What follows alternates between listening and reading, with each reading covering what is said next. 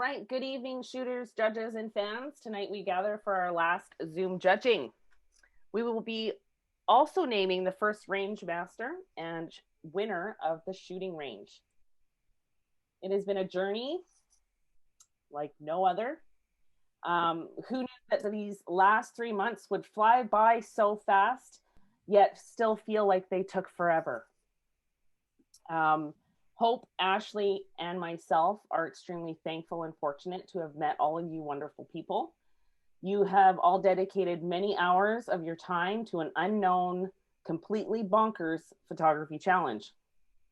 The idea of this challenge was easy for the three of us to come up with.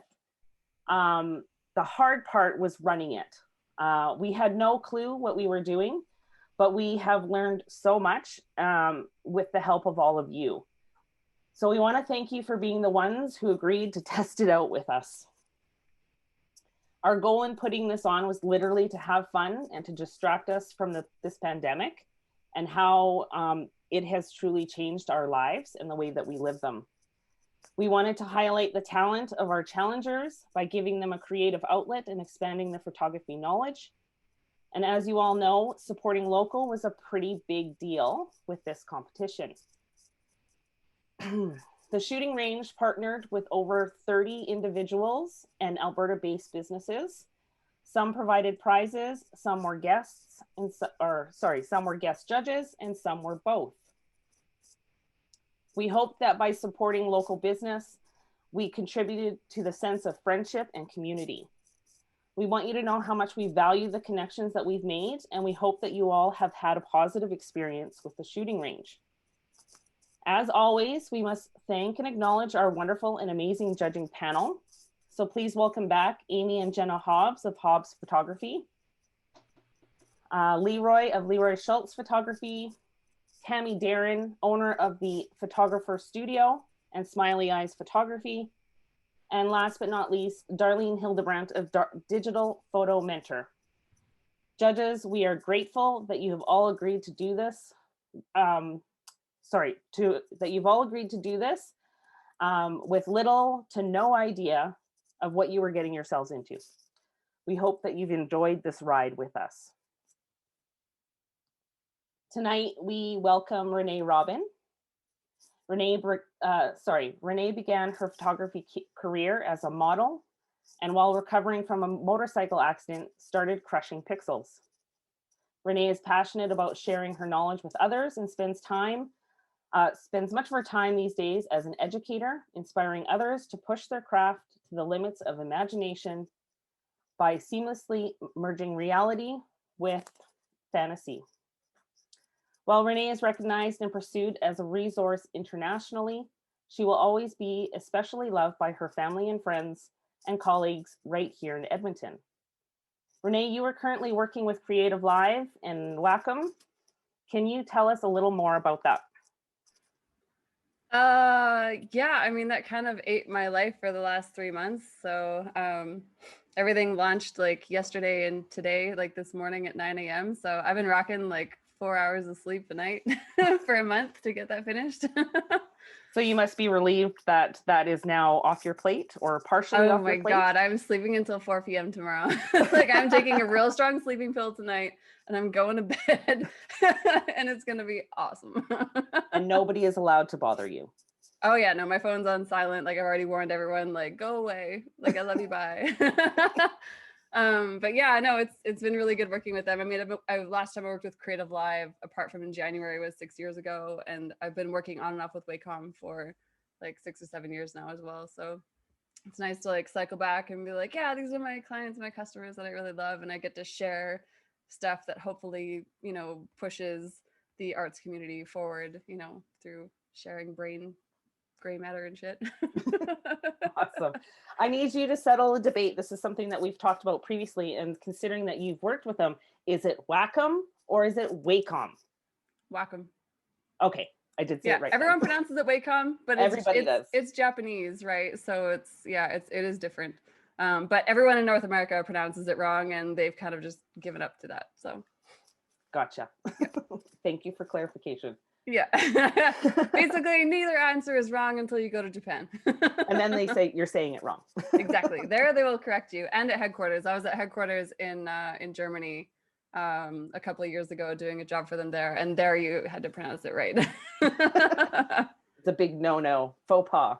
Yeah. They were just like, and with their German accents, they're like, well, no.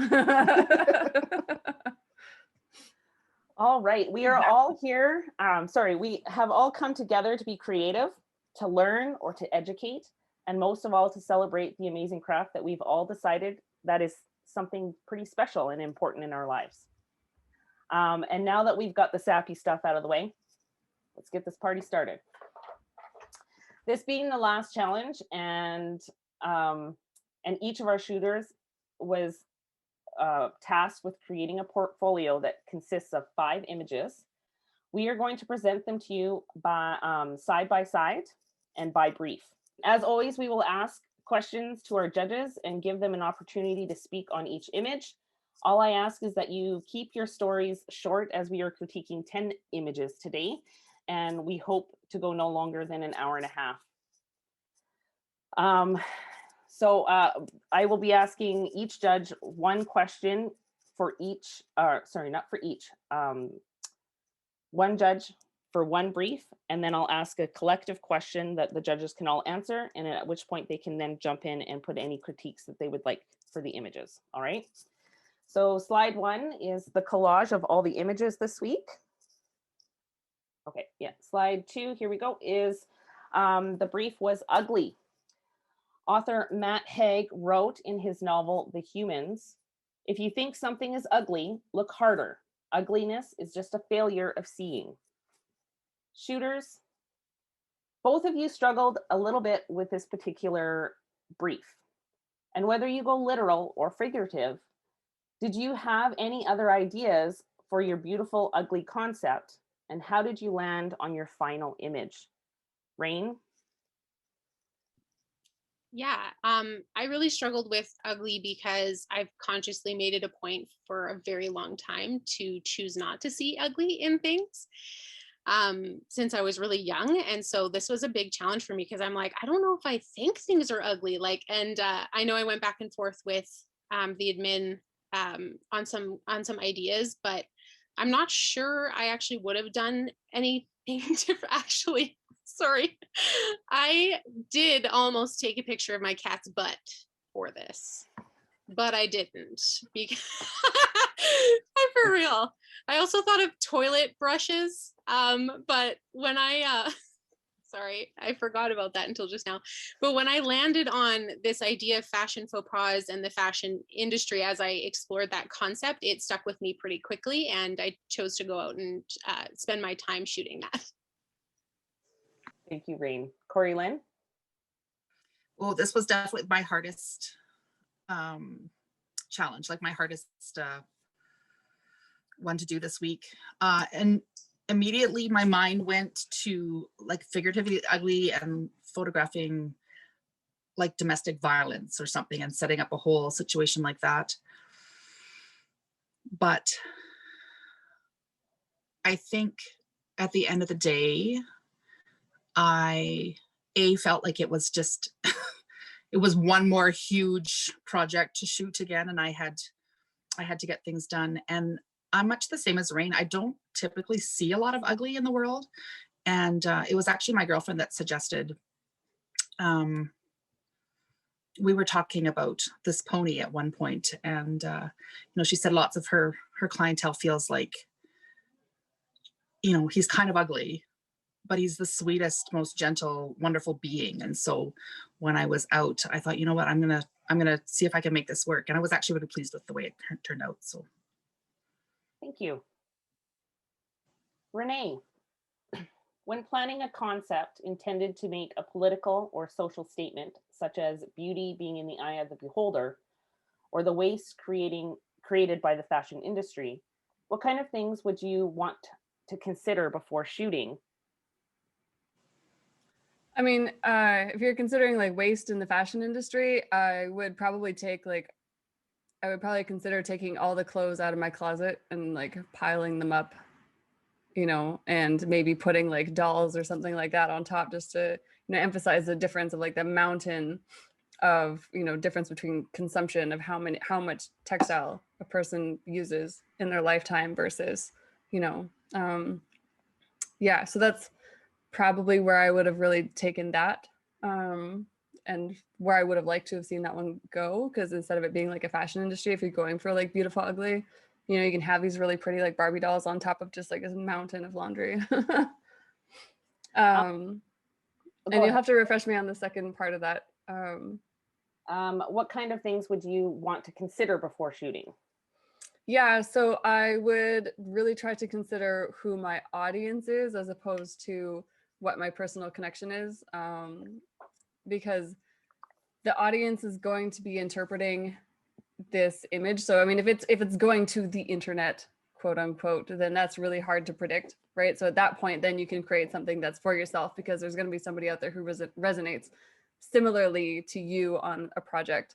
But if you have like a brief and a client or like an agency or something like that, then you really have to start like thinking into their head, like how are they going to market this, if it's going to be used for marketing, and like what is that reception? So that makes sense? Yes, it does. Can you give us a little insight on what you thought of each of these images, please? I mean, I like them both. The fashion one definitely kind of lost me a little bit. Like, I didn't really feel like it told anything other than like maybe he's colorblind. But like I said, like if you're really wanting to tell a story of waste, then yeah, like I would have liked to have seen just like, a mountain of something, with a size comparison to really kind of drive that home. And with the pony, I would have loved to have seen like more of his, like just like a profile shot of his face, like in the sun, that really tells like he's actually a really like happy little pony, but the focus point being on his eye, even though the eye then would become a little bit smaller. But right now this just feels tragic, right? The image just feels very sad. He's got like the weeping eye and everything like that. Whereas if you have this wonderful, glorious personality of a horse, of this little pony, right? And then you're highlighting how beautiful his life is, despite the fact that he's missing an eyeball. Yeah, but I mean, as far as composition goes and color grading, they're both really nice. So thank you. Judges, without knowing the brief or having an artist statement to explain the inspiration behind these images, what could have helped with making the statement or story more compelling? Feel free to raise your hand and jump in. You can add your thoughts on these images as well. Let's see.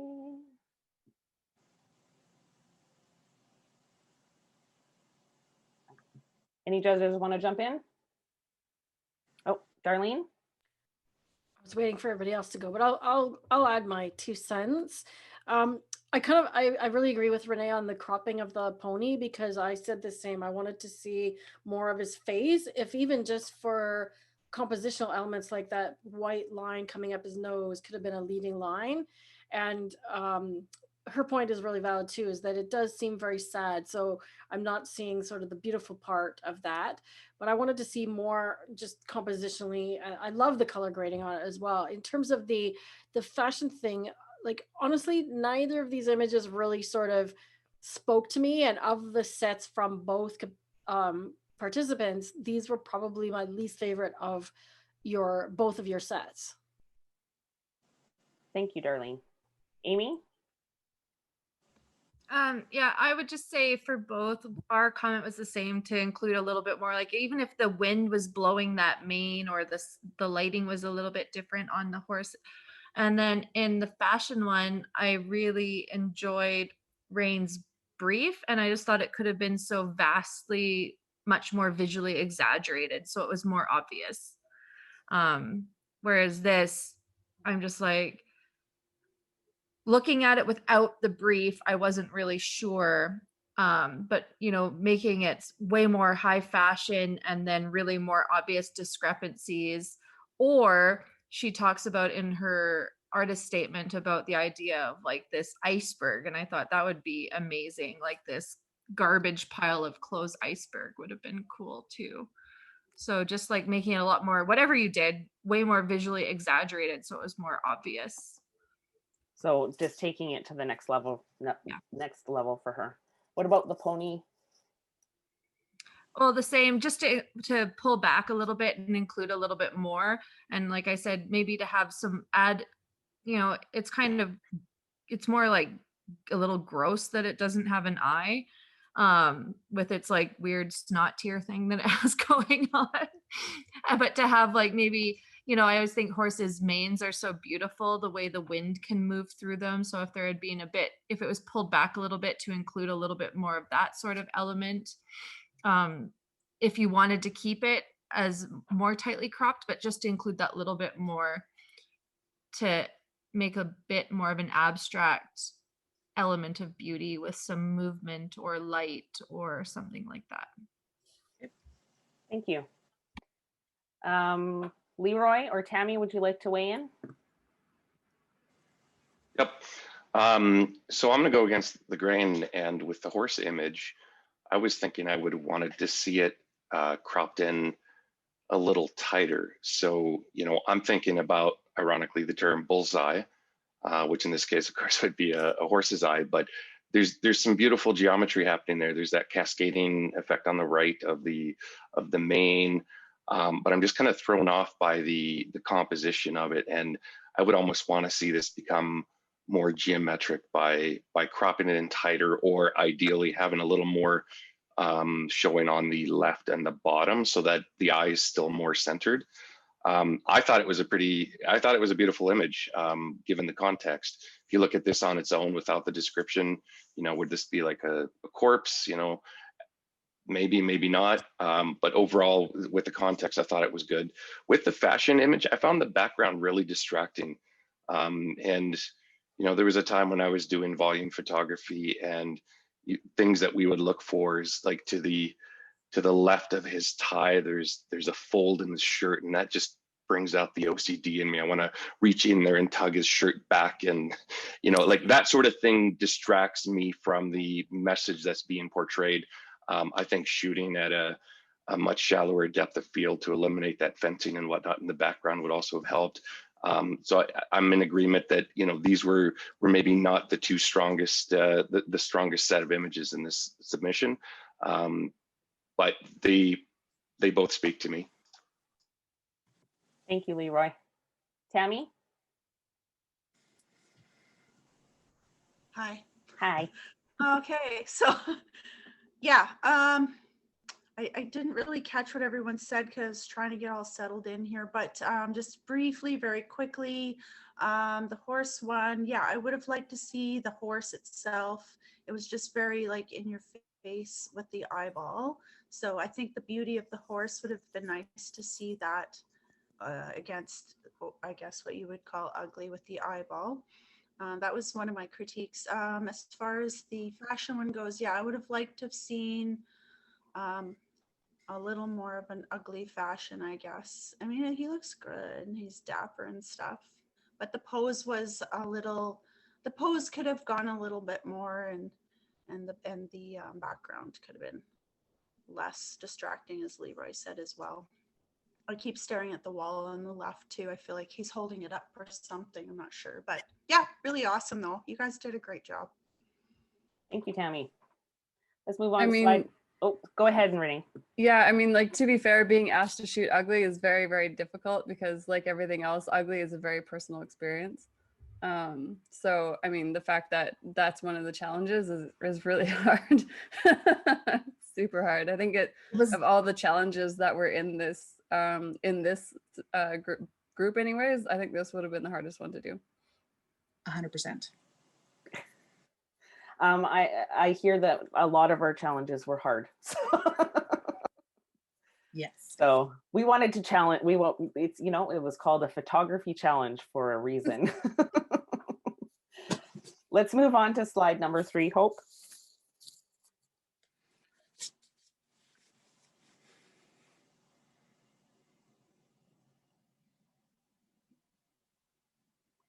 This is our monochrome set. On the left, you'll have Rain's image, and on the right, you will see Corey Lynn's. So whether shooting in black and white or simply setting on a color, adapting your eye to perceive what you are shooting in monochrome has been said to heighten the sense of abstraction. Shooters, did you pick your color and create a concept around it, or did your subject inspire the color you used? Corey Lynn? Oh, I had an idea in my head, so I knew going out on my outing that this was what I wanted to do as one of my trials anyways for monochromatic, and I was definitely the happiest with this. So, and I love green. It makes me happy. I'm right there with you, girl. Rain, tell us why you chose pink. Yeah, I had an album on my phone of these different monochrome ideas, and I settled with pink by like the latter of what you said was like I was inspired by my daughter who loves pink and just a lot of her story and who she is, and I just was like, yeah, I'm gonna go with that. And so yeah, I ended up like ordering a backdrop off Amazon, and totally not something I've ever done before. And this one was probably actually my most difficult, as you probably know, Billy and Hope, because I was like trying to figure it out. But I know I've shot varieties of how this could look, but yeah, I absolutely love this one. Thank you, Rain. I am actually doing a call out for judges. Who here has shot monochrome? Sorry, I can't see all of you at the same time. Darlene, what was the most challenging part of shooting monochrome for you? Well, it depends on how you define monochrome, because I mean, most of us or some of us go back to film days, so I literally did shoot in monochrome, right? But I've done similar types of things where it's a color, not black and white, and the challenge is to have it homogeneous so that you have like a green bird in a green tree, or in this case a pink boxer in a pink background. So getting the tones right would be the most challenging, so that they are all shades of that hue. Awesome, thank you. So judges, in regards to these monochrome images, tell us what was working for you, and if you could give any advice, what it would be. Please be specific and address both images. You can raise your hand if you are ready. Darlene, go ahead. Since I was already talking, I'll just continue if that's okay. Yep. I found that they both had strengths and weaknesses, and I enjoyed them both for different reasons. The moss one, it took me a second, and I had to sort of step back from it, and then it gave me a chuckle and it made me smile. So thanks for that, Corey Lynn. It's like this old man in the moss, right? So it's like old man of the sea, but it's old man of the forest. I would have liked to see a bit more depth of field and sharpness on it, though, assuming you're shooting it with a tripod and you've arranged it all, precisely. I wanted to see it a little bit sharper. And the thing that I mentioned about the monochrome and the tones fitting, for me, the moss that's on top was a bit bluish, and it didn't it's more analogous colors than it is completely monochrome.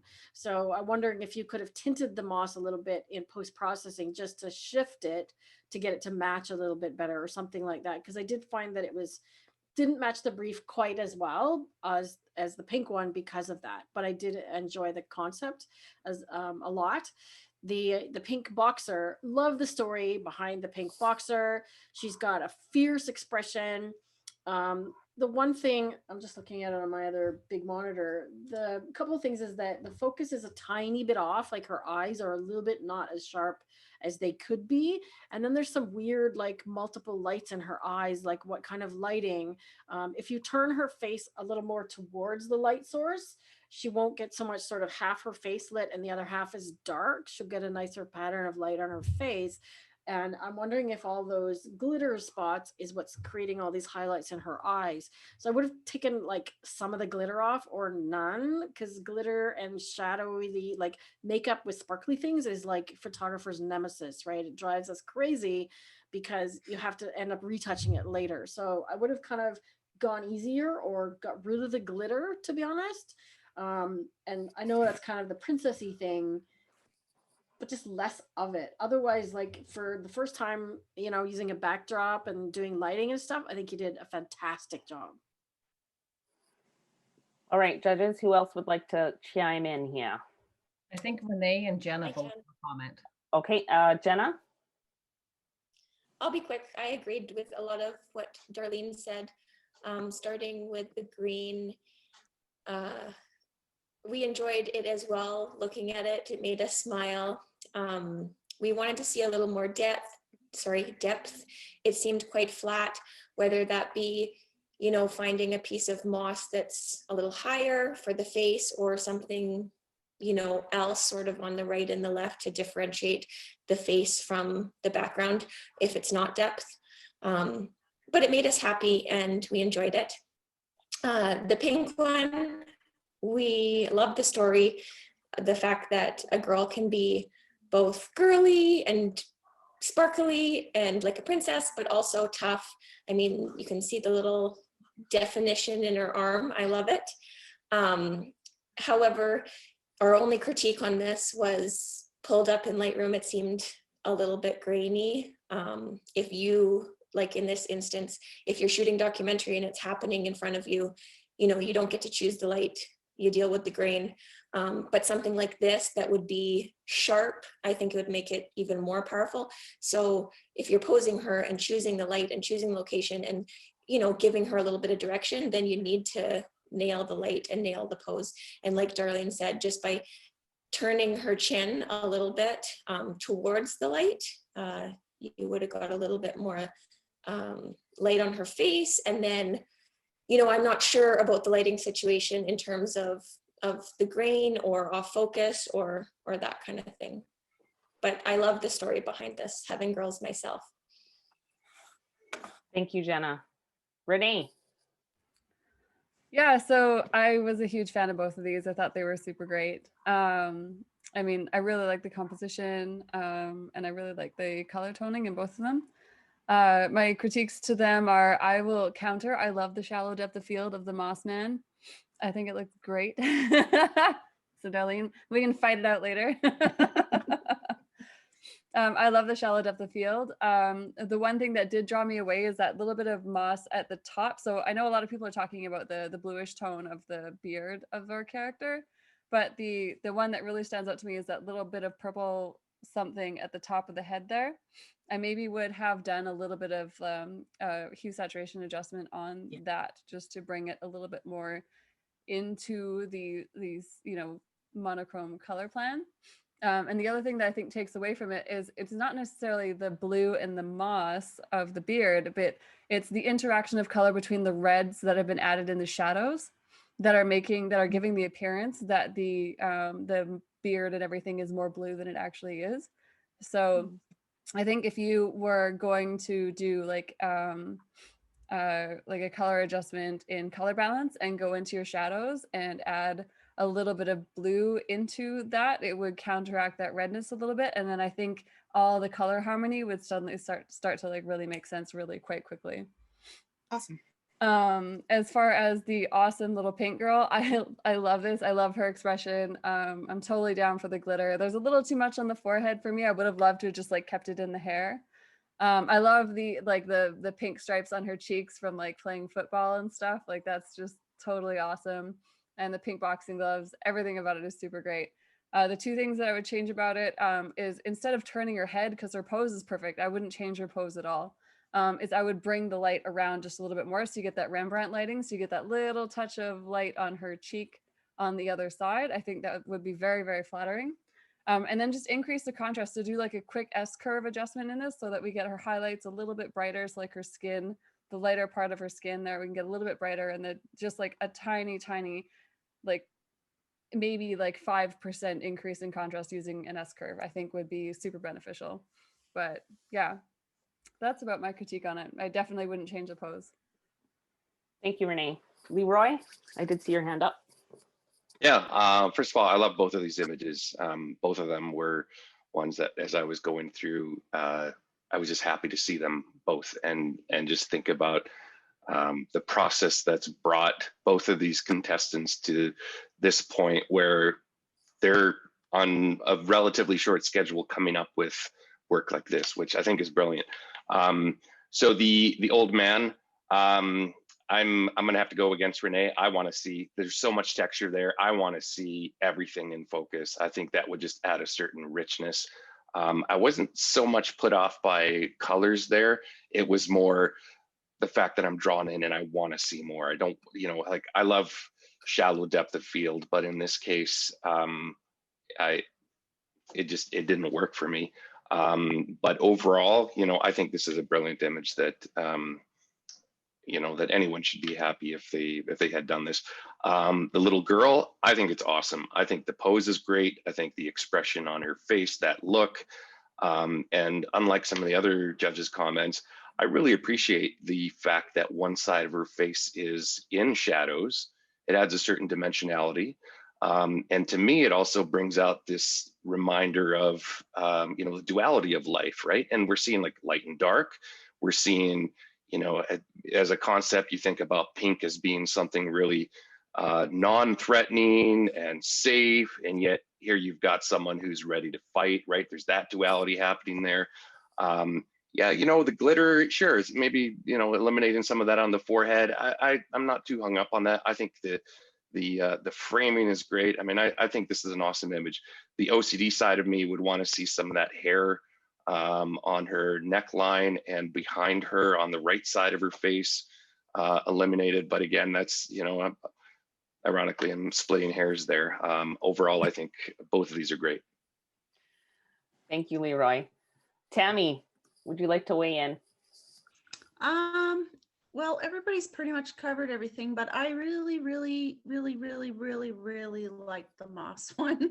I don't know why. I like the tones of the green. I like that they were all a bit different, and I love the little bit of blur, and I really liked it a lot. So as far as personal taste, it was gorgeous. The little girl is super duper duper cute. I actually agree with Leroy on the pose. I loved the way she was posed. I do like the kind of half lighting look, and you guys didn't like my half lighting last week, guys. You said that. Listen, you did, but I like it, so you got my vote on that one. I would have liked to see more light in her eyes. I found her eyes quite dark. I'm actually looking at it on my crappy laptop right now, but on my big screen back in Edmonton, I found that the eyes were quite dark. Would have liked to see more catch light in her eyes. And I think it was a bit on the gray side, but then that could have just maybe my computer's off. But on this laptop, it looks fantastic. So what do I know? So yeah, it's very cute. Love the pose. Thank you, Tammy. Let's move on to slide number 4, please. This one is mood. Mood is considered as a group of persisting feelings, but is difficult to define because one's judgment depends on the perception of mood in other people. It is highly subjective concept. It's a highly subjective concept backed by personal preferences. Shooters.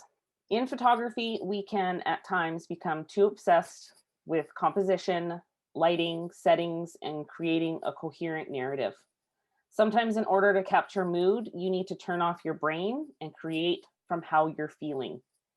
When creating your image for mood, did you find it difficult to create or capture a mood with intent, or did you happen upon the moment?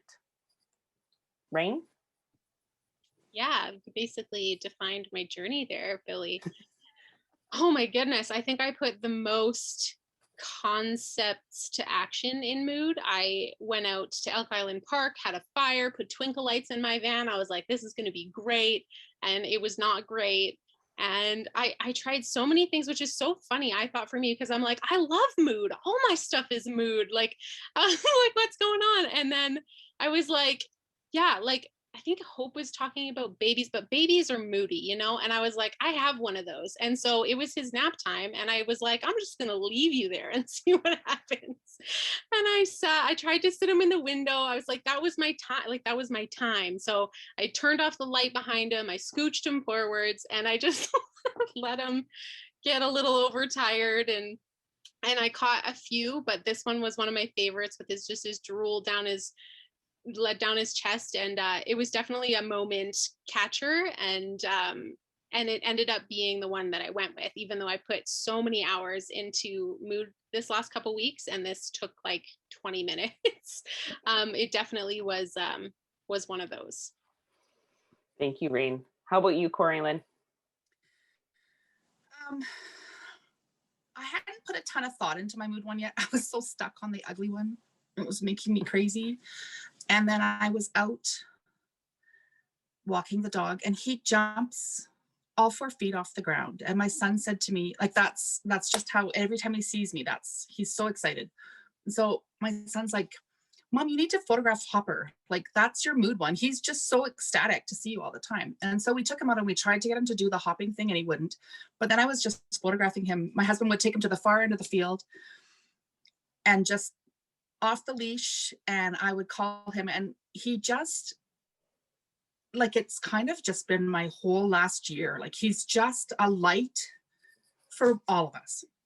And so I'm like, Kate, well, this is my mood one because he lifts our moods and he's just joy. So it made me happy, which is a good thing.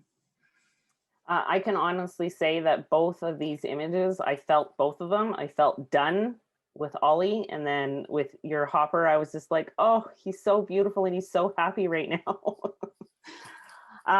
Hobbs, a successful depiction of mood in photography elicits an emotional response. How powerful were your emotional reactions to each of these images? Who will go first, Jenna or Amy? Looking at both of these, we immediately got the readable mood from each of them. Obviously, we both have kids, so I love that you like kind of sacrificed your kids' nap time to get a photo. I immediately love the long drool string. To me, it's a little bit like we pulled it up in Lightroom, and I wish, because it didn't have to be documentary, you could have chosen a little bit maybe of a cleaner background, because even though you've pulled down the background a lot in post, it's still, you can see stuff going on back there. And to pull the background down so much, you've kind of sacrificed a little bit of his toning. So he's a little bit flat in black and white. I would like to see a little bit more contrast and to give him a little bit more depth in his skin. But as far as an expression, like one eye closed, like, come on, Mom, like, I am fucking done. Put me to bed. And I love that about this. The other thing, if you want to get more into the documentary realm, and where you really can't, if you're doing the code of ethics for documentary work, where you can't manipulate the scene, then learning how to move your body camera to eliminate as much distraction from the background is definitely a skill you can start working on. For the dog, the first thing that we said, I was like, oh my God, how many times did they take that dog to the far end of that field and make it run to them to be able to get a photo with that narrow depth of field? Because look at that little sliver of grass that's in focus. That ain't easy, Corylyn. Nope. He was excited to do it though. Oh yeah, you can tell he would do this all day long. And because I didn't know he did a cool hopping trick, then I just thought this was really amazing. The crop I find a little bit irritating. I wish it was cropped a little bit differently. Like, to me, this is a landscape photo, not a square with him slightly offset. But the toning is beautiful. You can tell, you feel joy looking at this dog. And so I think you did a great job. And again, like with your ability, I appreciate his position on the horizon, or not the horizon line, but the snow line, that it's, that you actually made the effort to get down to a good level where you can capture it. And the background blur is really beautiful. Good job, both of you. Thank you. Thank you. Judges, let's talk technical. What did you love and where do you think they could have improved? Raise your hand if you would like to speak. Renee. Okay, so I absolutely love both of these images so much. I think they're great. I actually would counter what Amy says with the little toddler. I love that I can kind of see what's going on in the background, but I'm not really sure. I can definitely appreciate like sacrificing your child's happiness a little bit just to get that shot, because everyone who has kids, and I don't have kids, but I have lots of friends who do, they've all been there, right? Whether it's like, you know, in the mall or like, you know, at the most inconvenient of times, or you're like just getting ready to get to bed and you're like, just eat the food and then you can lay down, and they're just like not willing to go there. And I think also like inside all of us, that little child still exists, where you're sitting in traffic and you're just like, fuck. Yeah, you just want to drool and just like sit there and just like, no, I don't want to deal with this right now. Like, so I think that within all of us, that child still definitely exists. So I love it, and I love the post-processing on it. For me, the balance between the darkness and the light is really, really nice. I think if it was too dark, it would have lost like the place. It would have felt like a portrait. And then that for me, like if it was like a portrait against like a wall, that doesn't really do as much for me. And so yeah, I think that this has like that documentary edge to it, but like with that like family feel and that family editing kind of style, which I really like. The dog is awesome. He's so freaking stoked. He's so happy. And I've tried getting those shots, and it is very, very difficult with that narrow little bit of focus. My only like couple of critiques on it, which are very, very, very small, I would have tried cropping it vertically. I think would have been like really, really nice. I think a vertical crop on that would have looked gorgeous.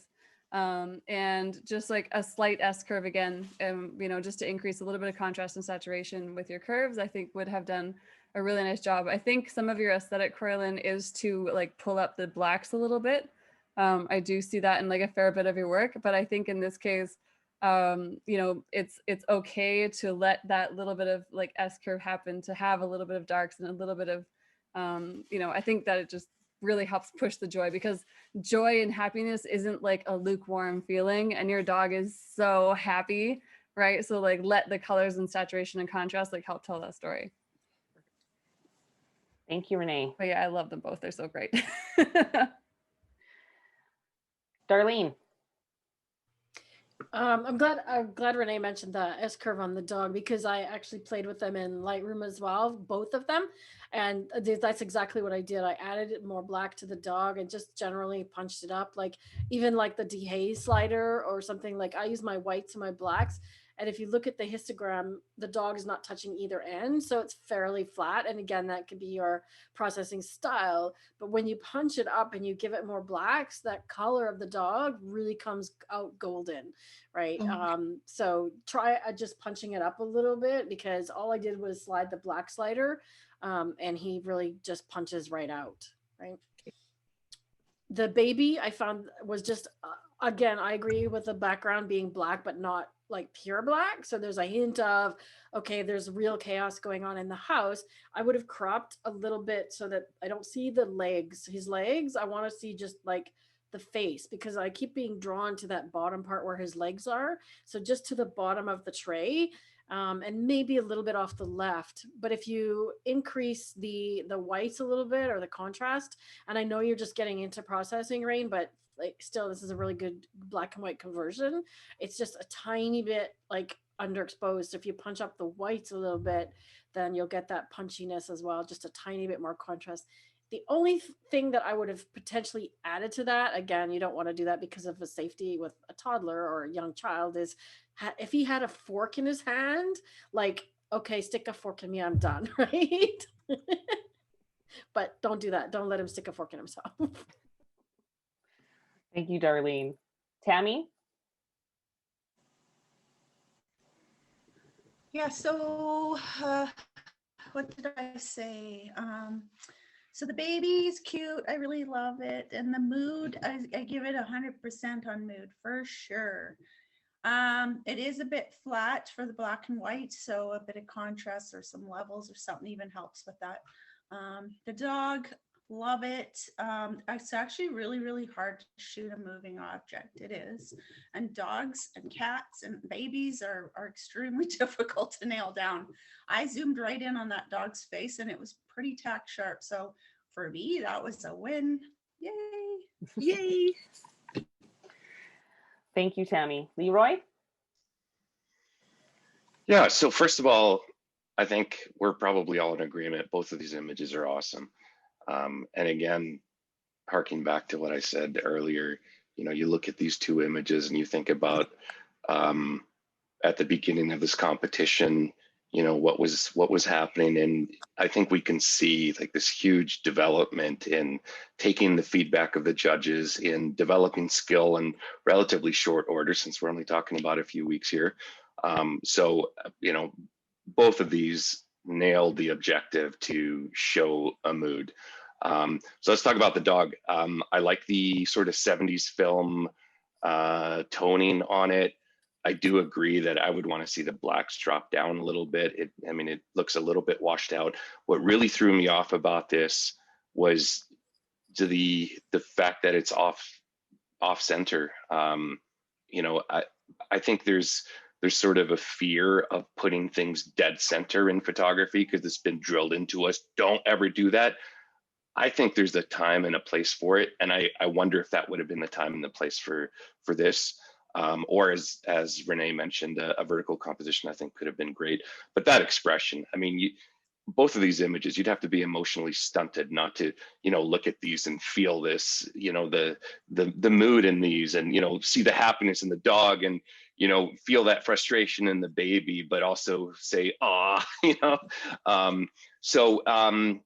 As far as the baby goes, I really like, you know, if you take that image and, you know, you kind of step back or you squint your eyes, the first thing that I noticed is there's almost like a classic UFO shape from the back of the chair and that plate in front that immediately kind of sets the stage of intrigue. And then you just kind of come in and you're like, what is that, you know, in front of him? And it's a toy.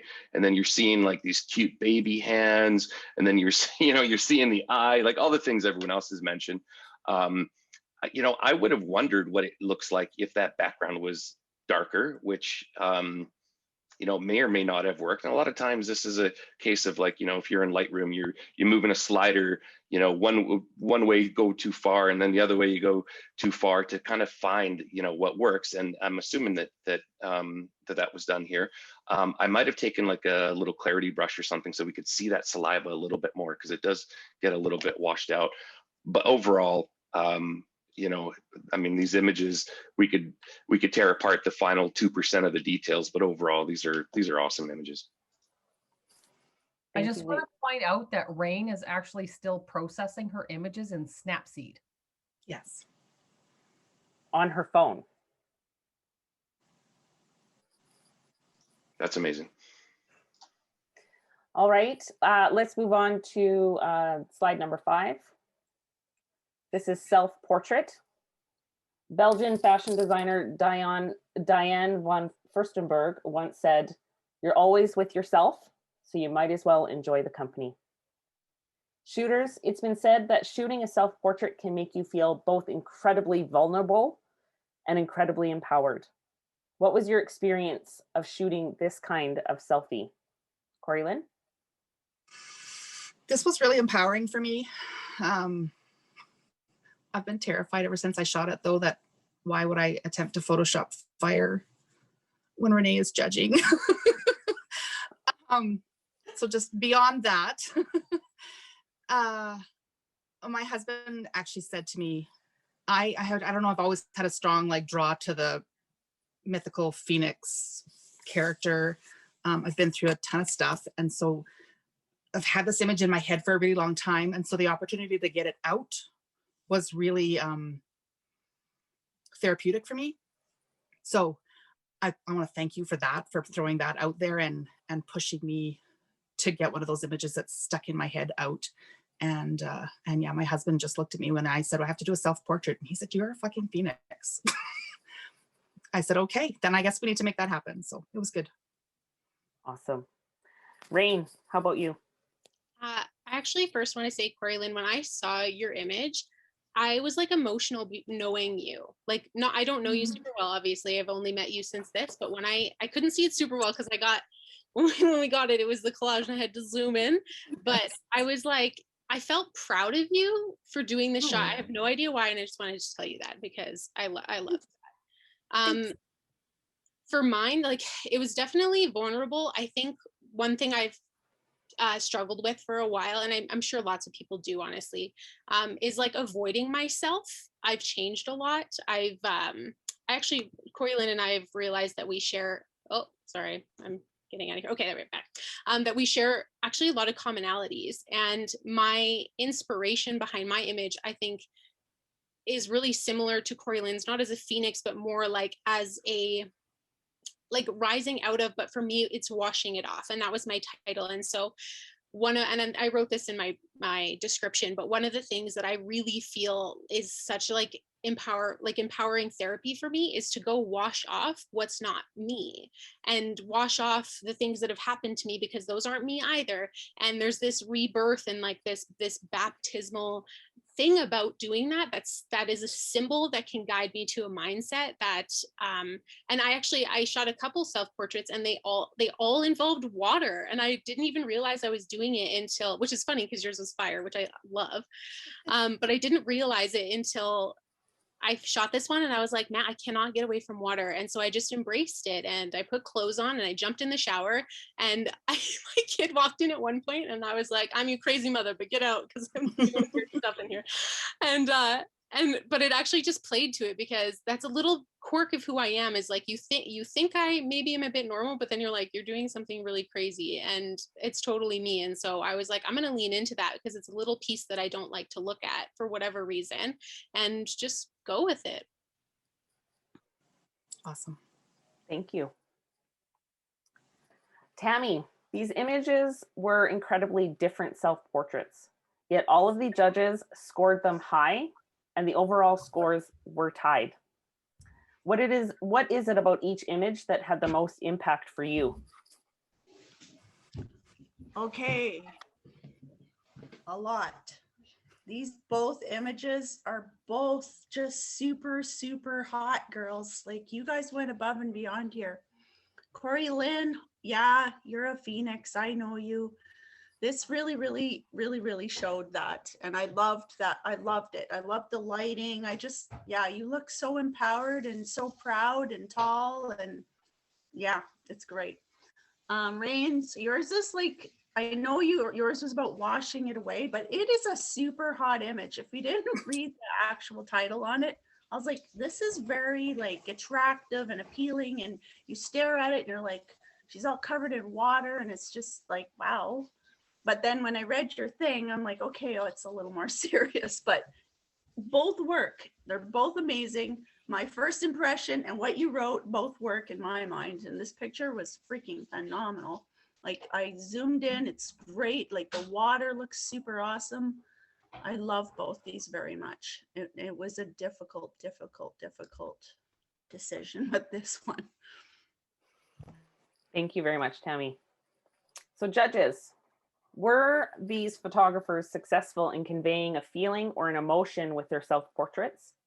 Is there anything that you would have made it, that you would have changed that would have made it really hit home for you?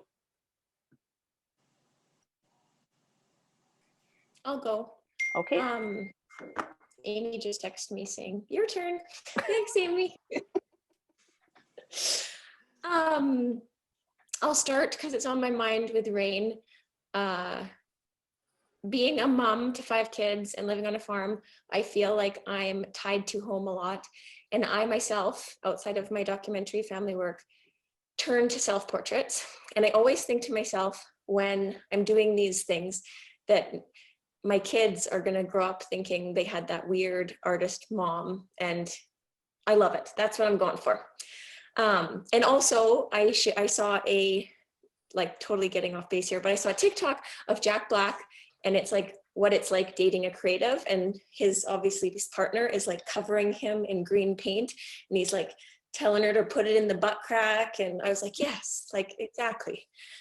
So yes, us creatives are awesome. And self-portraits, the fact that you both had this transformative experience or realization or growth, I think is amazing. I think self-portraits are difficult. It's a difficult genre, you know, when you learn to use your camera and you can move and direct, but as soon as you put the camera on a tripod and then get in front, it is a whole another ball game. I think you did awesome.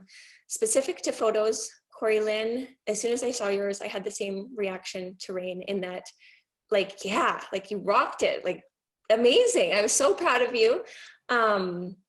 It's powerful. I have no qualifications to talk about the flames, so I'll leave that to somebody else.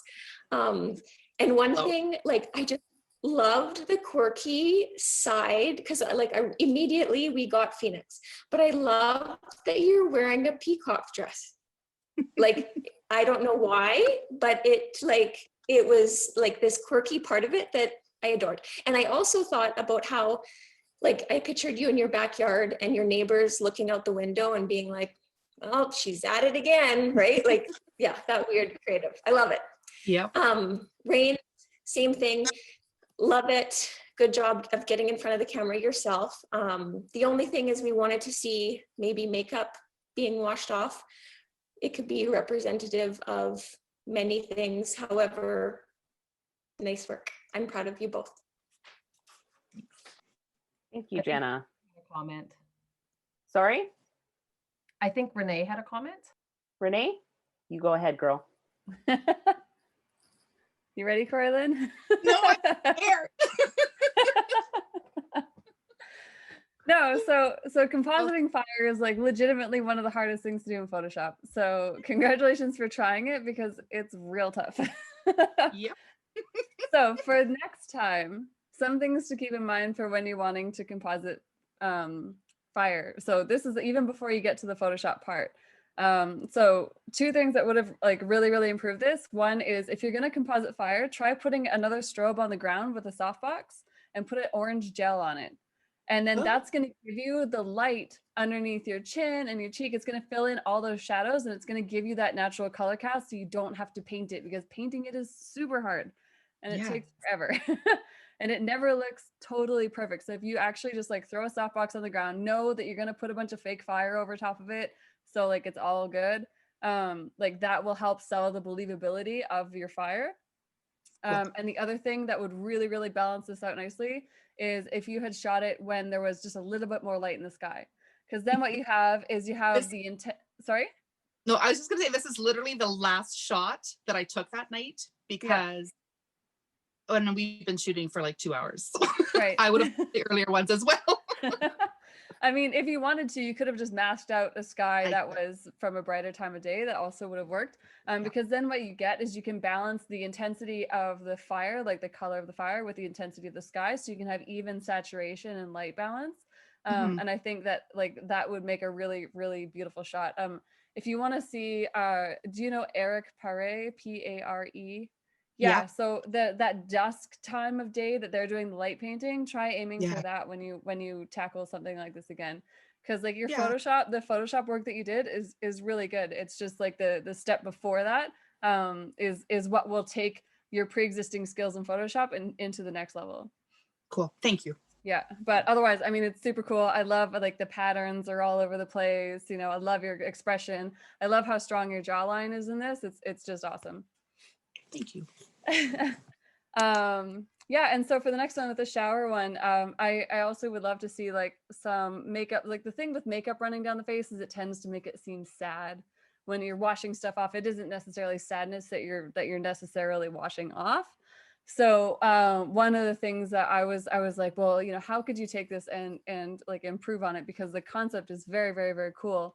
And I don't know what your shower situation looks like at all, whether you have like glass walls or something like that, but if you had allowed it to get like really steamy in there, and get a lot of like atmospheric depth. I mean, the step before that you could do is if you just have like a smoke machine, like from like the cheap Halloween store, and just like fill the room with fog and make sure it doesn't have texture, that it's just fog.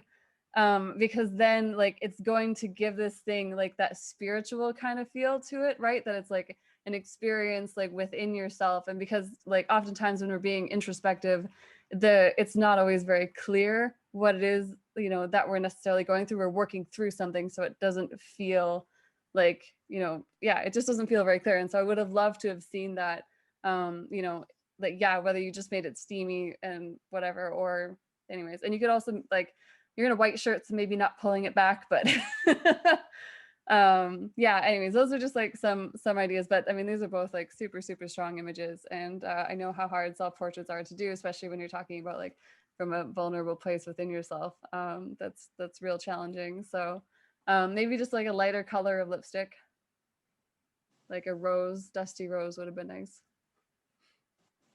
Thank you, Renee. Leroy. Yeah, so first of all, I want to say I love both of these images. And I think I agree with some of the other comments about how difficult it can be shooting self-portraits for lots of reasons, from technical to just, that sense of vulnerability. So I want to say that as the token male judge here, this took cojones. So well done to both of you.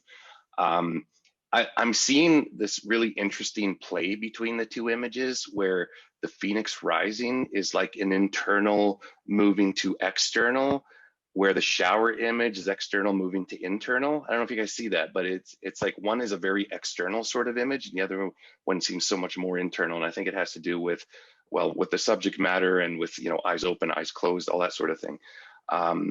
So, I think both of these are very strong, awesome images. There are some things that I would want to see differently, like Corey Lynn, on your image again, it's not quite centered. There's something that just bothers me about that. It's just wrong in my head if I center it. I tried it centered. I have to, all of the images that are off center, they start out centered and I just keep moving them over. It doesn't work for you, hey? That's interesting. Because for me, there's just a really strong geometry here, right? Like it's like, I think about some classic art and, your figure is like a tree trunk and then your arms are like, branches of a tree. And I would just want to see that really centered. The other thing that I noticed with your image is there's so much color and texture and everything that I'm wondering, the margin on the top and on the right, it doesn't, to me, it detracts. I want to see that cropped in a little bit tighter, so that, it's just a feast for the eyes.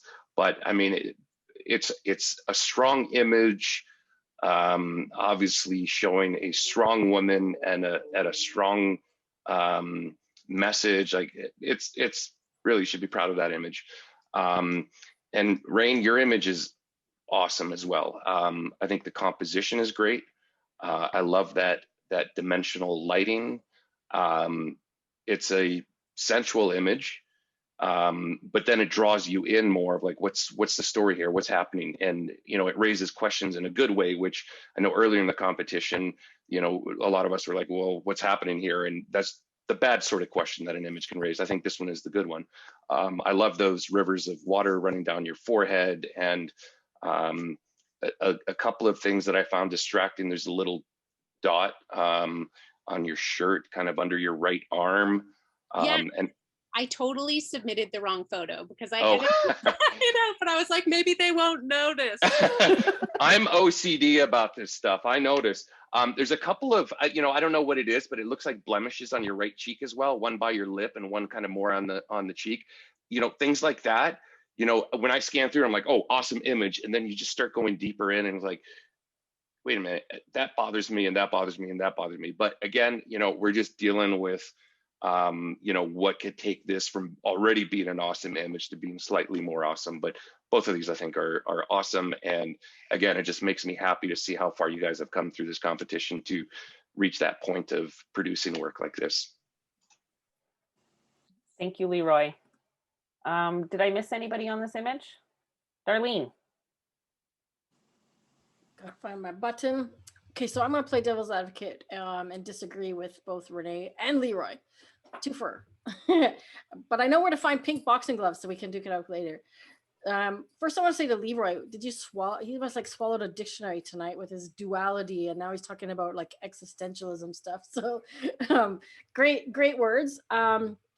The lipstick thing, I actually really like the dark lipstick that you have, Rain, because it does add contrast. And I think it's almost like the dark red represents like blood and life and so much, right? Whereas to me, a lighter lipstick would be less powerful, if that makes sense.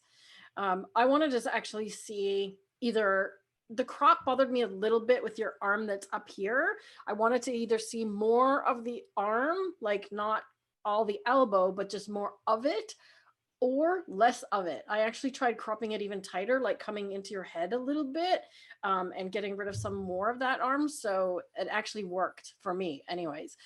Getting rid of that little seam that's coming out of your head at the top there.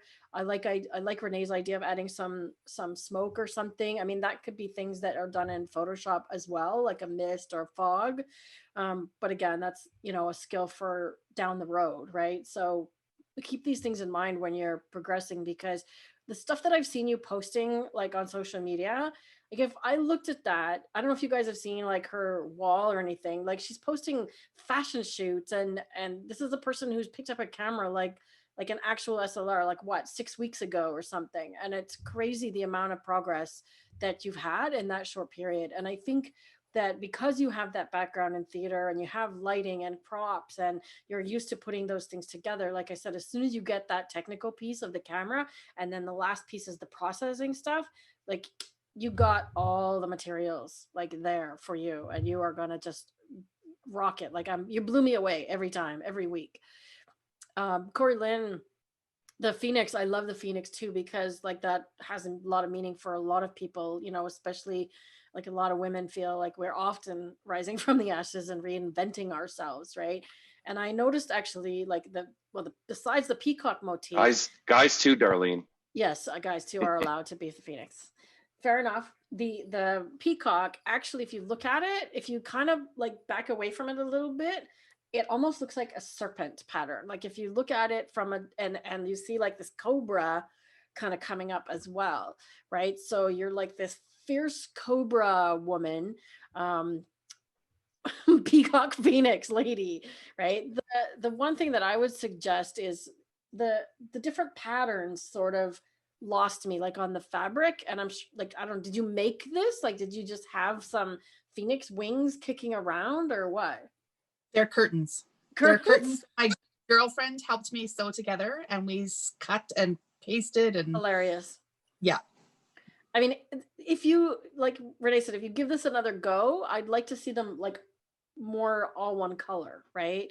Like I feel it's a little confused with the peacock and the phoenix and all the like the plaid stuff going on. So I'd like to see one color. And I'm not a fan of selective color in black and white at all.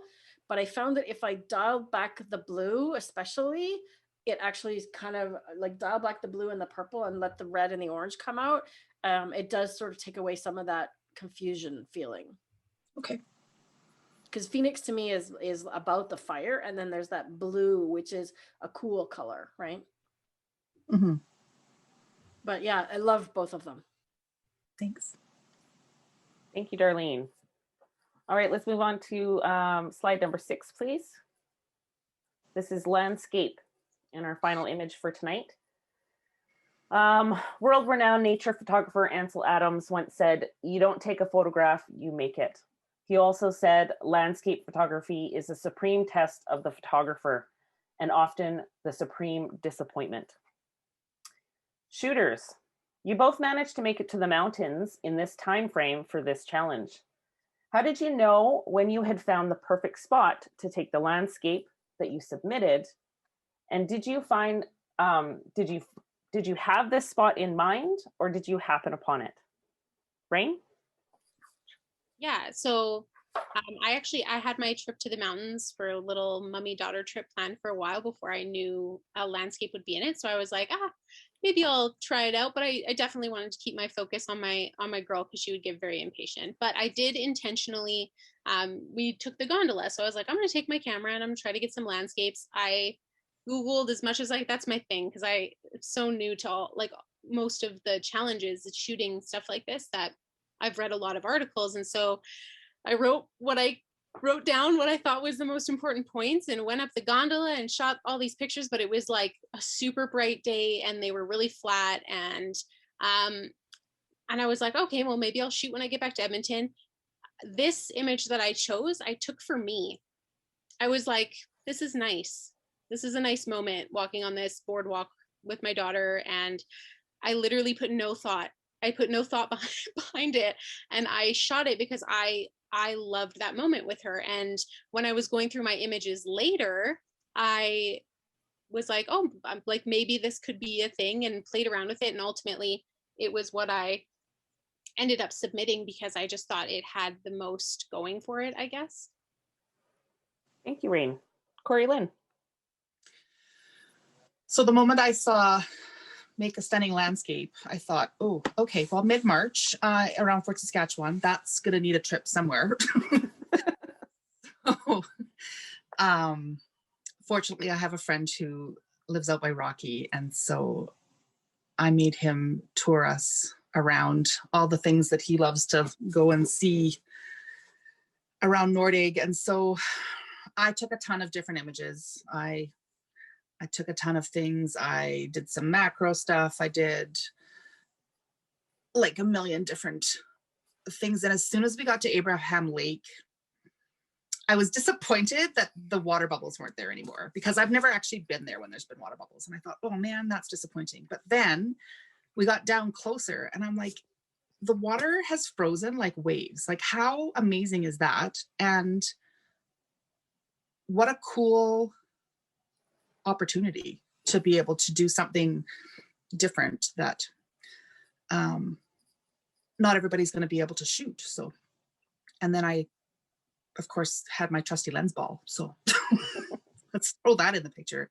But I love shooting landscapes. It's my 100% my passion. And it's where I started.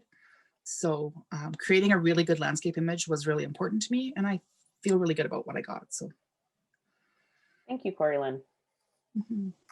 Leroy, it's easy to forget how perspective can really change the impact of an image, especially when photographing a landscape. When shooting, do you think the photographer could have changed the impact of the image by shooting from either a higher or lower angle? That's a good question. That takes me back to the same photography workshop I did years ago about adventure photography with that editor of National Geographic. And one of the pieces of advice he gave to everyone as he was critiquing their portfolios was never shoot from eye level, because what's extraordinary is exactly the opposite of what's ordinary, and what's ordinary is our eye level.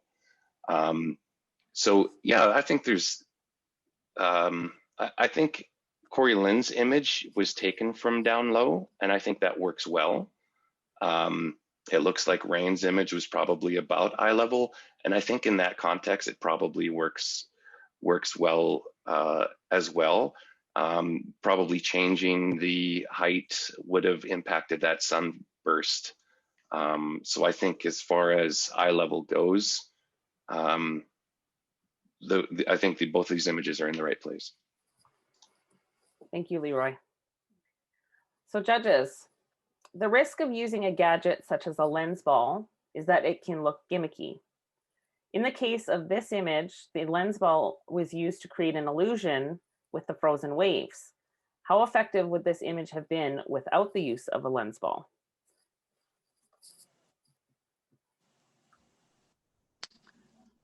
Tammy?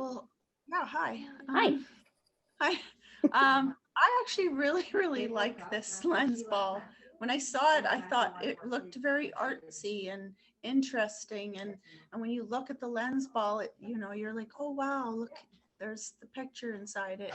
I really like this image. I love the tones. I like the perspective. And I just found it super duper interesting. Were you only asking me about that one photo? It is, but you can go ahead and speak about the other one as well, please. Okay, if you want me to. Otherwise, I'm cool with this. No, you tell us about how you feel about Rain's landscape image.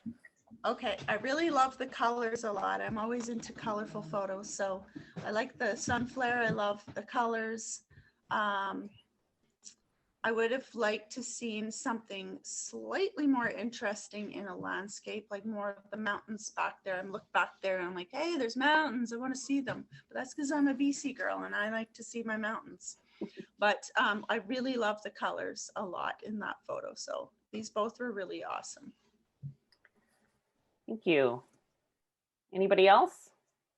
Darlene. I'm playing with all these images in Lightroom as we're talking here.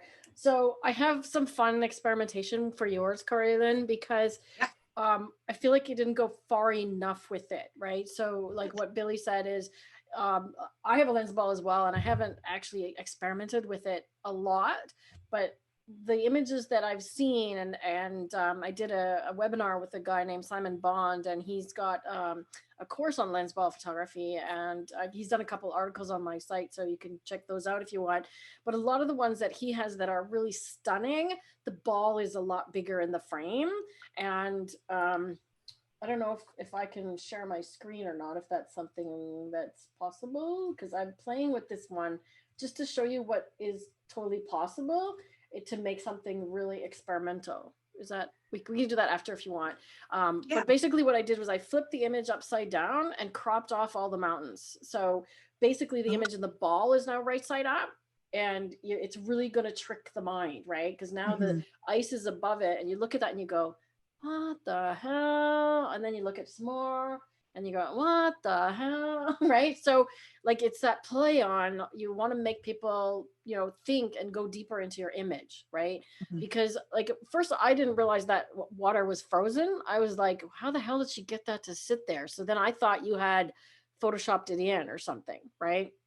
But now that you say that, it's frozen, I was like, oh, okay, now I get it. But yeah, I was very frozen to the lake, actually laying on the ground on the lake. But yeah, try that kind of thing with it, right? And like I said, I haven't experimented with mine a whole great deal, but it's something that is very different, right? Like I also have a lens baby, and I have an infrared camera conversion, right? So you really want to get outside the box with how you use them, right? And it's like, okay, if we're gonna go different, let's go way over there, right? Okay. Because otherwise I felt like if the ball wasn't there, the scene itself is kind of flat, and it could be punched up a bit again. So that same comment that we had on the dog's photo. On Rain's photo, I absolutely love the light.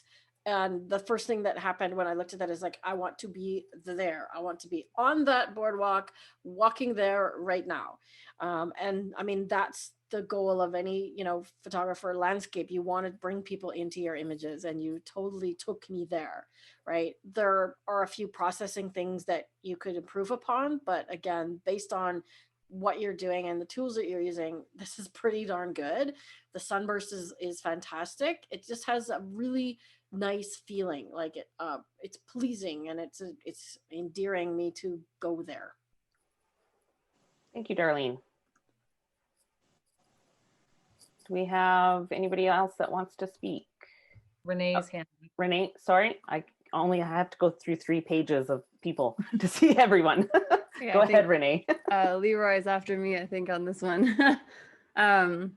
Yeah, so I really enjoy both of these images. I'll start with Corylyn's, just that seems to be the trend right now. So in your image, Corylyn, again, like with the dog, try increasing your S curve a little bit with your contrast. I mean, obviously that is like your editing style. That is what you aesthetically like, and it's pleasing to you. But especially for these kind of images, a little bit of S curve, I think will, I mean, I hate using the word, but it does make it punch a little bit more. But the other thing that I think could have been fun is if you'd focus stacked that one.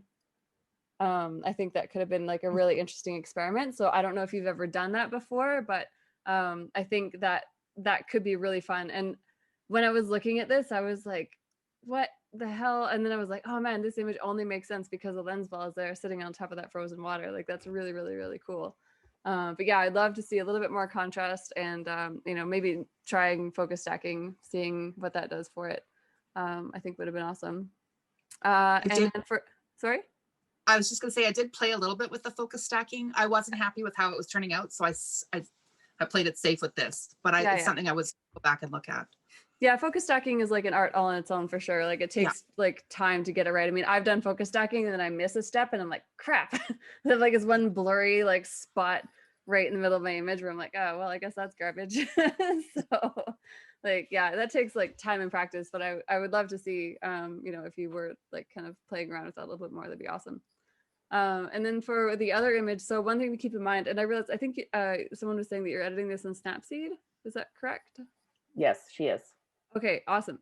So one thing that I always want you to keep in mind when you're editing in any app whatsoever is watch out for the halos that are around your darks. So basically what's happening is the app that you're using, you're dropping the luminance on your sky, and what's happening is that you're getting these halos around your trees and stuff like that.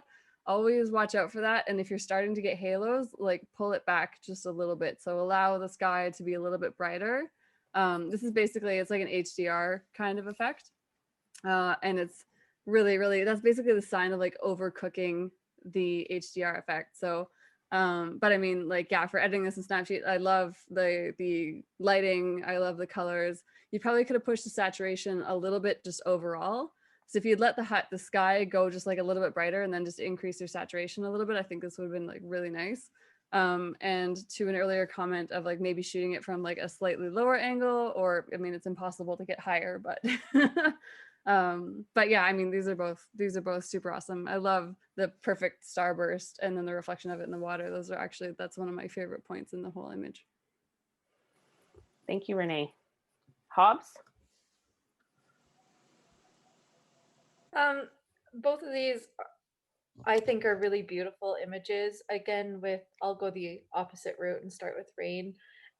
You know, it does make you can feel the warmth of that spring sun looking at this, and it makes you want to go there. It's beautiful. Is there some processing stuff that could be changed? Yeah, sure. But overall, I still really like it. It feels warm and really inviting. With Corey Lynn's, I mean, that water is super cool. I would also like to see the lens ball featured more prominently in the photo. I think you are definitely gun shy of doing anything center composition, and I think this could have possibly worked for that. You're already down laying on that ice, freezing your butt off. So stick it in the center, and then then I think it would really force us to look into that lens ball to see what is going on behind it. But they're both super beautiful. I love them. Fantastic. All right. Oh, shoot. Let's try that again. Okay, so I think Leroy had a comment to make. Got a comment Leroy? Sorry, can't see you. Go ahead, Leroy. Stop ignoring me, Billy. I'm so sorry. I hope you puke on Zoom live someday. No, that was my one and only chance. We came so close, damn it. So close. Okay, I have to be the bad guy. I have to say that I want to reach into Corey Lynn's image and grab that lens ball and throw it out of the scene. I find lens balls gimmicky. You know, we're talking about the natural world. What is that unnatural object doing there? I think this image on its own, you know, there's this sort of mirroring of these patterns in the frozen water and the mountains and the curvature, and you know, I think it would be a sexy image without that lens ball there. That lens ball is like buzzkill for me from the get-go. Take that out, and I think this is a lovely image. I've spent more weekends and weeks in David Thompson country than I can remember. Climbing, paddling, ice climbing, scrambling to most of the summits in that area. I license lots of images from there to David Thompson Country's marketing board. I know this area and I know this mood, and a lot of the times it's not. You know, I like the color treatment on this. If you were to boost or drop your blacks or boost the contrast or things like that, it would, to me, it would make it less natural than this sort of mood in this place at this lake. So I like that, but I really have trouble getting over that lens ball. With Rain's image, yeah, I agree with what everyone else has said. You can totally transport yourself to that spot, walking on that boardwalk and feeling that sun hitting you, and you just want to, run ahead to that spot in the boardwalk where the sun is hitting. I do find that yellow is too saturated there. That's a little bit distracting. Again, we're talking about the natural world, and that looks a little unnatural to me. But I mean, overall, both of these images make me want to, say, hey, I'm out of here and head to the mountains. Thank you, Leroy. Rain, you recently, as in 2 days ago, decided to ditch the not a professional photographer brand name. Have you decided that taking photos is something that you may be interested in doing professionally now? Your new company name is Right as Rain.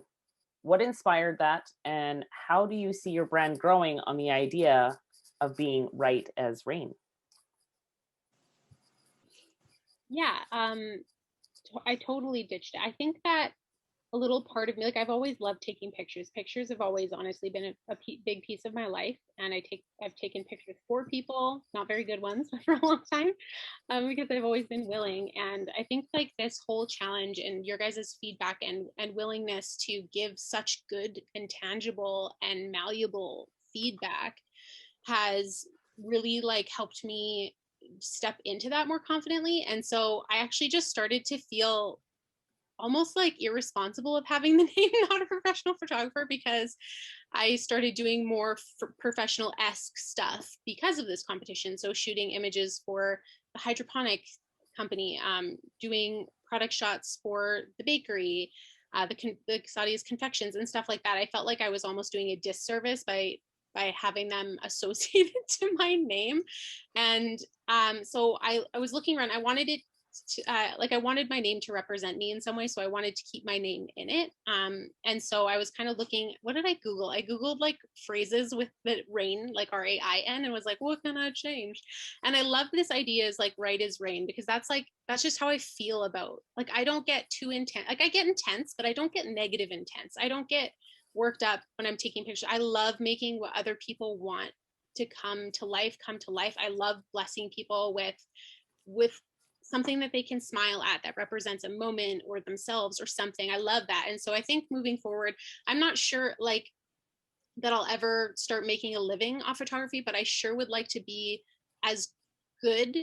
Like I want to be so proficient that people assume that that's how I make an income, if that makes sense. Like I don't, if that makes sense, I don't want to be like, yeah, I don't want to be charging a bunch. I would really like to go out and be like, I'm really good at this, and I really want to do this for you for basically free. Like I really, not everybody, obviously, that would be overwhelming, but like friends and family and people that I really think could benefit from it. I mean, I've done stuff and people still find a way to pay me with like baking or gift cards or something fun, which I'm always grateful for. But yeah, if that makes sense. So yeah, moving forward, like I would like to get a license, just or a variety of licenses just to back that name, I guess, or that professionalism, but not necessarily go out and make a living, if that makes sense.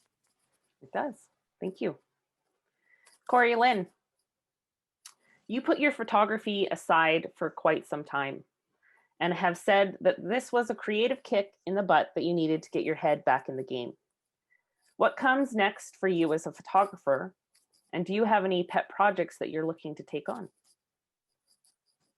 That's a really good question. I think I'm at a point again in my photography career where I want to do some more learning.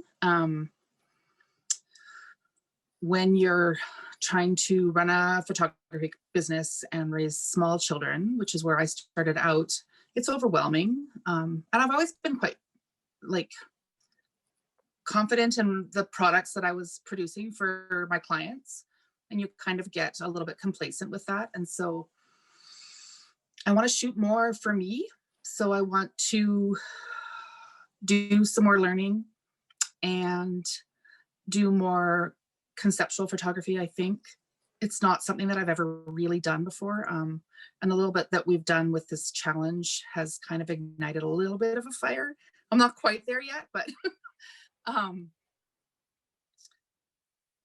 it has reminded me why I love photography,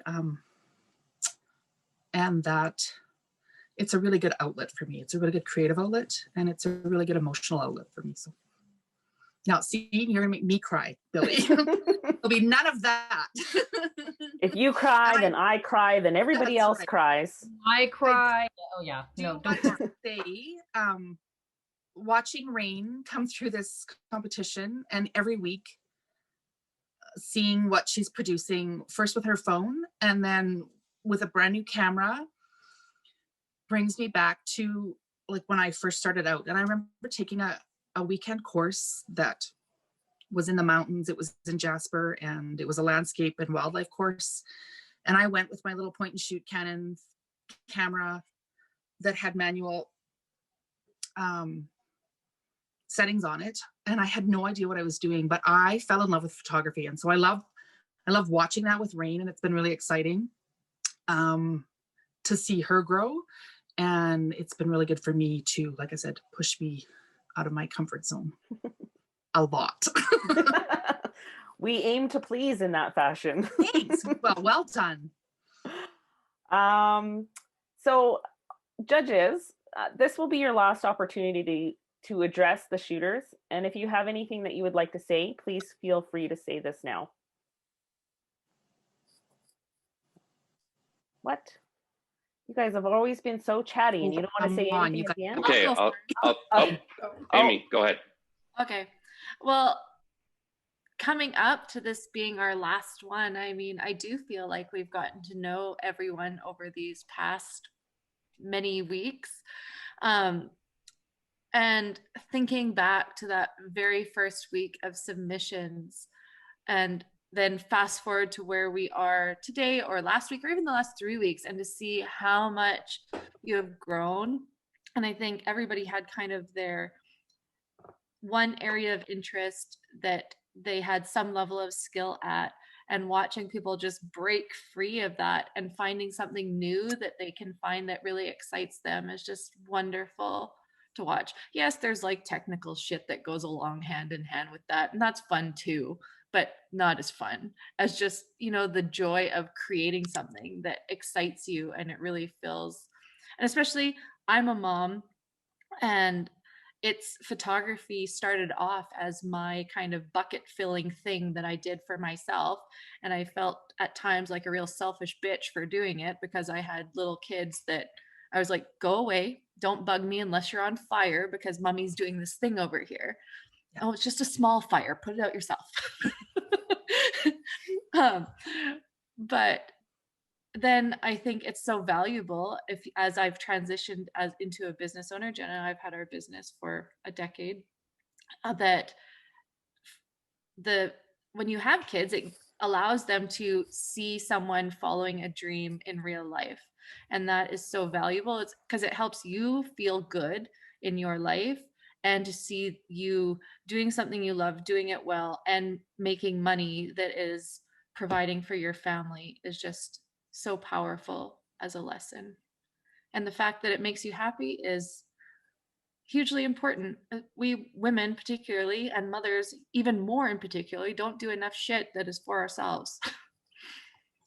So I'm just like super proud. Both of you over the course of the last many weeks have had, you know, you've had, sure, there's been some not the greatest images, but more than anything, there's been so many huge breakthroughs where you've had huge growth, and that's what you'll take with you going forward. And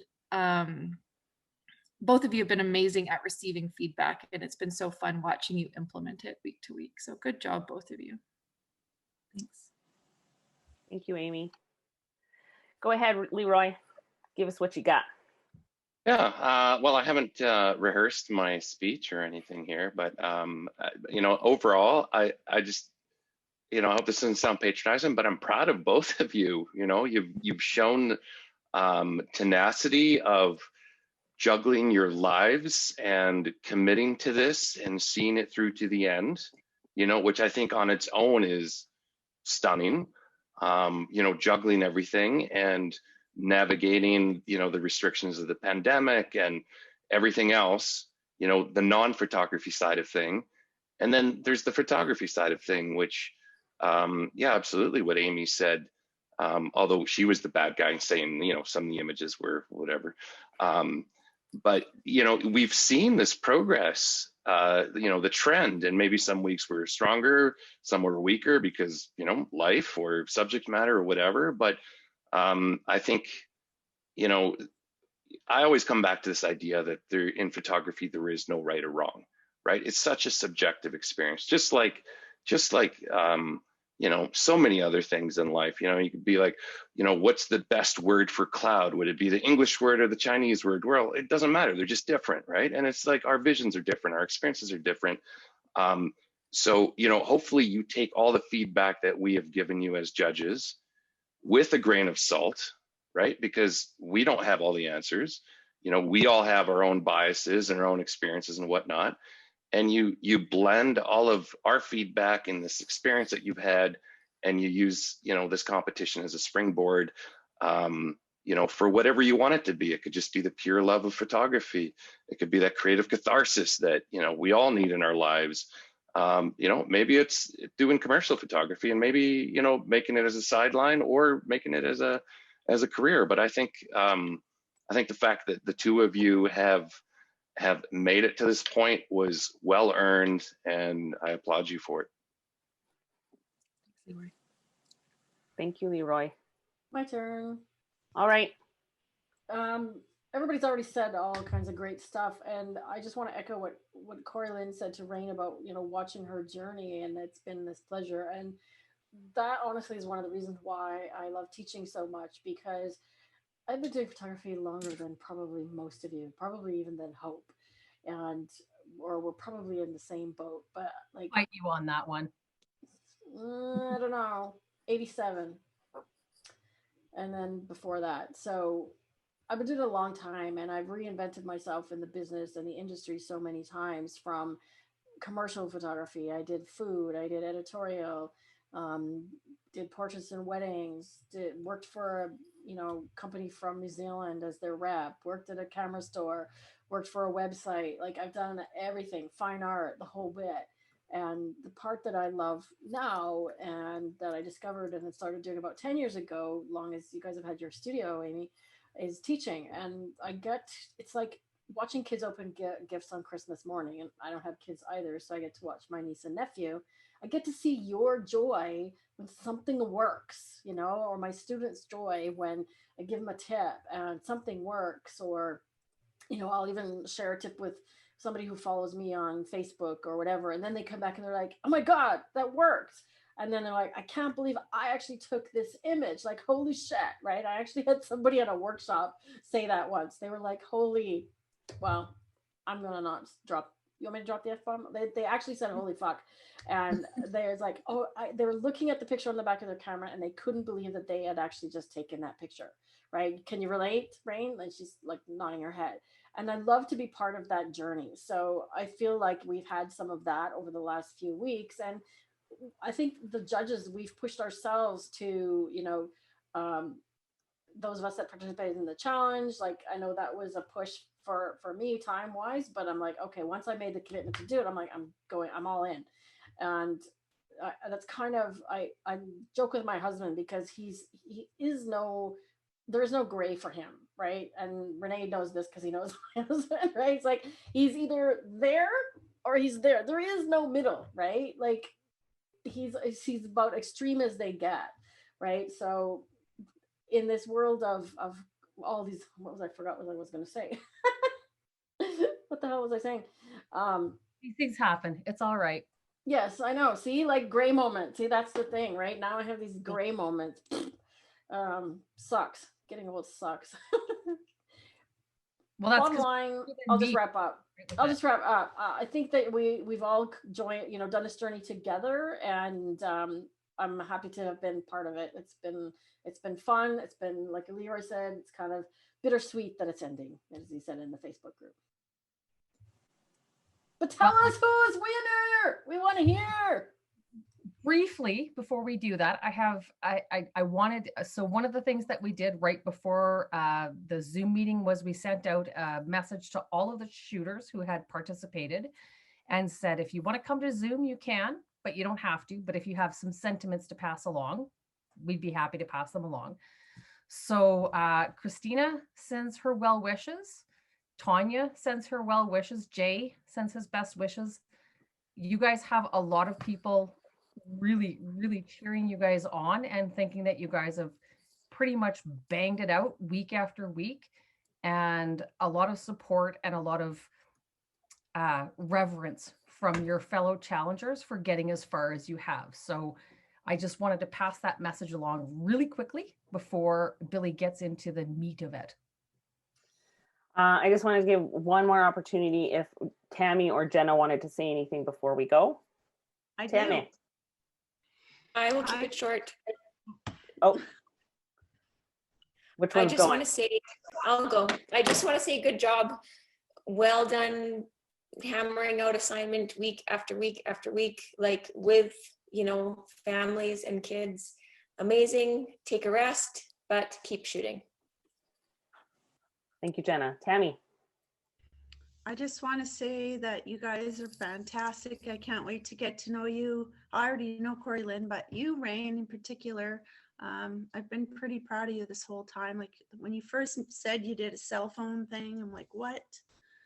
Like just mind boggling. So, you know, and the critiques were hard every week. And when you're judging something, just know, like, we have to find something wrong with a picture, even if there isn't something wrong, because there, you know, you gotta find something right and you gotta find something wrong. And that's just kind of how I personally went about it. So I just don't want anybody to feel sad. But just know, a lot of photo contests out there for the pros and stuff, this is what they do. They hammer the hell out of your photos. And I mean, you think you're the best photographer in the planet, and all of a sudden they pick your photo apart. It's like, what?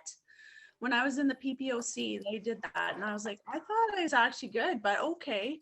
So, you know, and we had critique nights as well, where people would put their pictures in anonymously, and they would sit at a panel of judges and tear your photos apart. But it was such a learning experience. So take every single critique to heart and just learn from it and grow. And just when you think you know everything, well, there's always something to learn, and we're always growing. So anyways, we're just so honored and happy to be a part of this. And to the people that run the group, thank you so very much for including us. It was a real treat. And I really hope you guys keep this going, because it really is awesome. Yes, can we just please say to Hope and Billy, great job, ladies. Yes. And where's your beverages? Have a drink. There you go. It's definitely been a labor of love. We've had love-hate relationship with the shooting range. But who would have thought that, you know, when you only take 2 weeks to plan a photography competition that lasts 3+ months, that there would be some hiccups along the way. Weird. Just so strange. What? But sadly, no puking on air. Gee, that's just, you know, Billy. if I had puked on air, it would have been like, you puked on air. But now it's, didn't puke on air, and everybody wanted me to puke on air. Will she? Won't she? No, she didn't. I think it was Amy that was like, I was recording just in case. I wanted to see you barf all over your screen. Oh, I'm sorry to disappoint. I held that back. All right. I know what you guys want. All right. Yeah. Sorry, I'll get to the point. Here we go. So now that Corey Lynn and Rain, I know that you guys are dying to know who won, so I suppose we should put you guys out of your misery. The shooting range is incredibly proud of each of you. It's been long, it's been hard at times, but the two of you are talented photographers who are who, after getting to know you, I'm confident that your photography will only continue to improve and be elevated by your creativity and determination to create amazing images going forward. So without further ado, I ask everybody on our Zoom tonight to unmute yourselves so that we can cheer and celebrate the Shooting Ranges 2021 Range Master and Champion is dun, da, da, da, Corey Lynn O'Hara. As seen, Thank you so as I see it, much. images. Congratulations, Corey Lynn.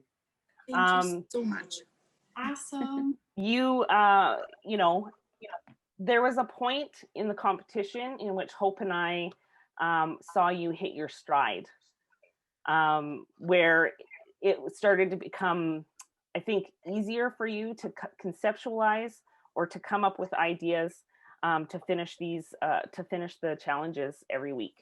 And we are incredibly proud of you, incredibly proud of Rain, who, you know, like everybody has said, you know, she won 5 challenges out of a 12-week competition. She did wonderful, and she did most of it on her phone, editing and shooting. And that is a feat that some of us just can't think of, because we've all been shooting with a DSLR for so long. But dang, those phones are getting good, man. Yes, they are. So we just want you guys to know, like thank you, both of you, so much. We thank the judges, our guest judges, every week. We've still got some posts to go out. But Corey Lynn, I mean, you've won the cash prize pot that was put up by you guys, the challengers. You won a Wacom editing tablet. I'm so excited for the tablet. So excited. You get a workshop, a monthly workshop with Hobbs Photography, a 1-hour mentoring with Tammy, a 1-hour tutoring session with Darlene, 4 weekday hours at the photographer studio. You get a $50 gift card or voucher for Enchanted Ever After, which is Michelle Bossert, who is a dress designer here in the city. What am I missing? Oh, Jillian Violet Creative has got this really cool beaded key rings. I'm missing someone. Kaylee Darren is offering up a makeup application, and we appreciate her for that. What am I missing? Hope, I'm missing something. I don't have. No more excuses. No more excuses. A 1-month Zoom membership for No More Excuses Fitness Gym. Of course, like I hid my list. But our undying admiration. We love everybody. And you guys need to know, it was so close. Every time I'm sure. Close. it was literally like, Rain's in the lead, Corey Lynn's in the lead, Rain's in the lead, Corey Lynn's in the lead. And Leroy, when your votes came in, we had no idea which way it was going to go. No idea. Ooh, could have been dicey with my lens ball there. I like being the tiebreaker. It's fitting that it came down to I was gonna have to the odd gender out. That's awesome. I just want to say thank you so much to everyone who's put so much time into everything. And I didn't check with Billy or Hope, but I'd like to offer to share some of the mentoring sessions and stuff with Rain, just because she's starting out and she's so fresh. Not that I don't feel like I have tons to learn, because I absolutely do, but I just think coming in and just starting with her business and her camera, I think it's an incredible opportunity for her to have some of that one-on-one and have some of that hands-on time. I just remember when I first started, like I said, I took this workshop and I fell in love with photography, and I had that aha moment. I looked in the back of my little tiny Canon PowerShot and said, holy crap, like that wasn't an accident shot. I actually did that on purpose and I knew what I was doing. And so I love seeing that in Rain right now. Even her photos that she did from the downtown session with some of the models and stuff, I could really feel that. It took me back like about, almost 14 years, because I was very pregnant with my youngest when I took that workshop.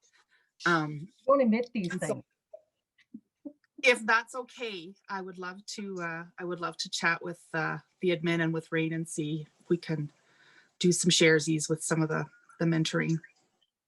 Judges who have offered those mentoring sessions, if that's all right with you. Darlene? I'm happy to give them each one. Oh, I was you, actually, Darlene. Very kind. I was just gonna say I'm more than happy to do both. Or as maybe well. we can come together, or whatever works. But I just thought it's such an amazing chance for Rain to have more of that hands-on. I just would love to see her really continue on with the learning that she's doing. It boggles my brain because mine is old. Yeah, I'm happy to do both, and I'm doing mine by Zoom right now. So, and I think you're both at very different levels, so separate would probably be better because you'll both get more out of it that way. Well, I really appreciate that, Darlene. Thank you. Yeah, that's very nice of you, very kind. So I'm happy to match that. Thank you. Thank you, Y'all, Darlene. PMS and you're going to make me cry. So stop being.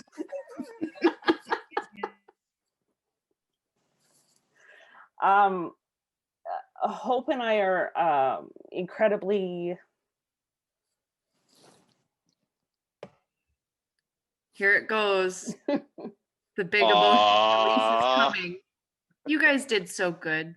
You did amazing. Yeah. It's been an incredibly stressful and interesting and challenging and wonderful and horrible experience. And rewarding and enlightening and a great learning experience at the same time.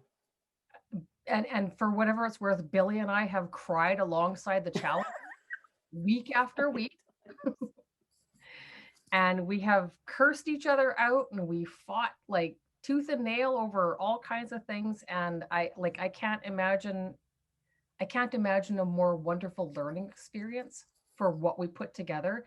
And I just, from the bottom of my heart, I'm so grateful that we had so many supportive people saying, well, we have no idea what you're going to do, but we're in.